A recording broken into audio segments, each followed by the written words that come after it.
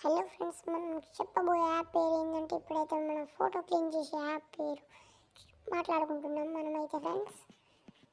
ఇప్పుడైతే చూసుకోండి, యాప్ స్టోర్లో ఒక లింక్ వస్తుంది. ఫస్ట్ అయితే ఇది ఇక్కడ డౌన్లోడ్ చేసుకున్నా, ఓపెన్ చేయమని ఈ ప్లస్ గుర్తుని క్లిక్ చేయడానికి మీ ఫొటోస్ అయితే కనబడతాయి. ఆ ఫొటోస్ గ్యాలరీలో పోయి మన ఫోటో ఏదైతే ఉంటుందో ఆ ఫోటోని ఎట్లా అయితే చూపిస్తాను ఫ్రెండ్స్. నేనైతే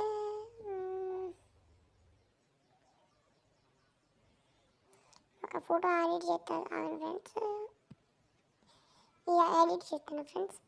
ఈ టూల్స్లోకి పైన ఇవి నొక్కి దీన్ని అయితే రైట్ సైడ్ తిప్పుడు ప్లస్.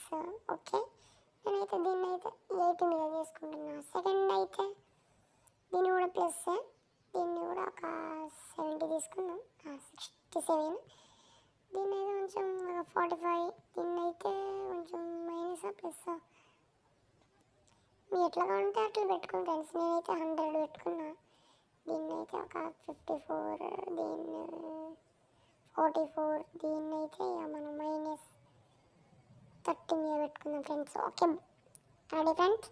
మనమైతే ఇక్కడ కింద కనబడుతున్న రైట్ గుర్తుని నొక్కి ఇట్లా కనబడుతుంది. ఎట్లా ఉండే ఫోటో అయితే ఒకసారి స్ట్రేట్గా ఆ ఫోటోని క్లిక్ చేస్తే ఇది ఎట్లా కనబడుతుంది. ఇది ఫస్ట్ ఉన్న ఫోటో, ఇప్పుడు చూడండి ఇట్లా అయింది ఫోటో.